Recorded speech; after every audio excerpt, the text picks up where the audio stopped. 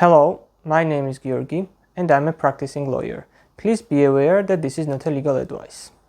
You may already know that there is a definition of an AI system in the EU AI Act.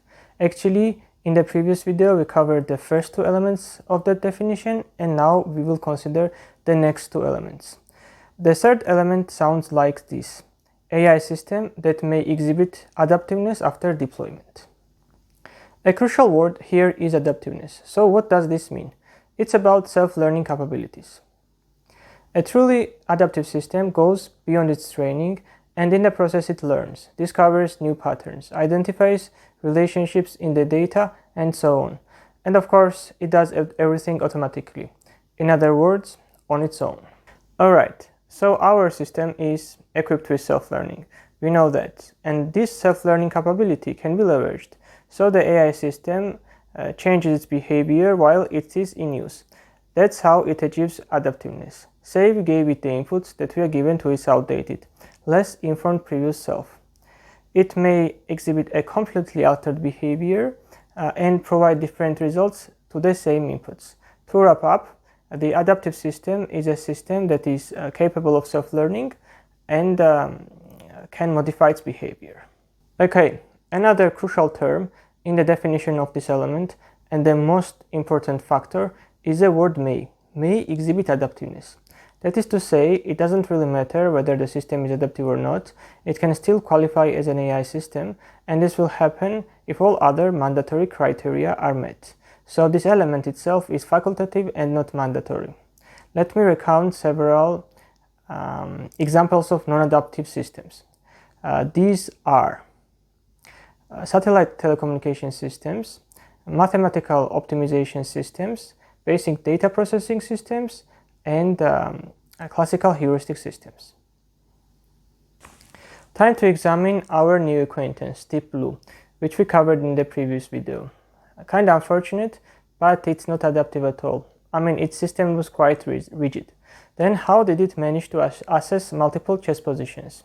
It only used the Minimax algorithm and other predefined algorithmic rules. Here we are talking about static performance and the inability to improve. There was no learning from new data, nor any automatic modification of any functions or algorithms. Actually, Deep Blue was left behind long ago, and now we have lots of modern chess engines which are quite adaptive. There is this modern advanced chess engine, AlphaZero, that plays millions of games against itself, and in that way it refines its neural network. So with the help of reinforcement learning, it can actually modify its behavior and come up with new strategies. As you see, autonomy and adaptiveness are kinda interrelated and will probably be paired quite often. So the question is, why shouldn't we examine them together? We need to consider this one thing though. The presence of autonomy can suggest adaptiveness. Yet the truth is that a fully autonomous system can still be quite rigid and non-adaptive. Now let us imagine the adaptive system. This is a system that can update itself and automatically modify its behavior. So it may well be autonomous, because a highly adaptive system can learn and then apply this learning to itself if it's fully controlled. For that, you need some degree of independence. Yes, there can be systems that are adaptive and completely non-autonomous at the same time, but I believe that these cases are rare. So if your system is highly adaptive, there is a good chance that it will also be operating with some degree of autonomy. Alright, now we move to the fourth element. This element says that an AI system shall operate according to explicit or implicit objectives. So what are explicit objectives? They are clearly stated and the developer directly encodes them into the AI model. Are implicit objectives clearly stated? No. Then how do we deduce them? They can be deduced from system's functionality and behavior.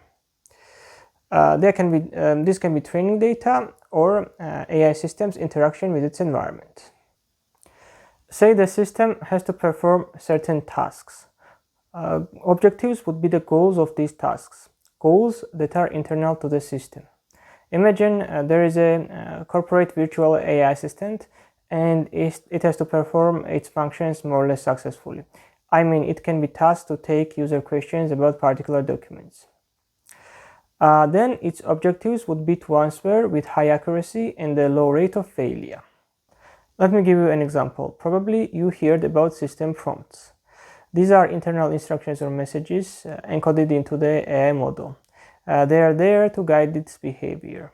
These prompts are clearly stated, therefore they will qualify as explicit objectives. But what about following these prompts fully?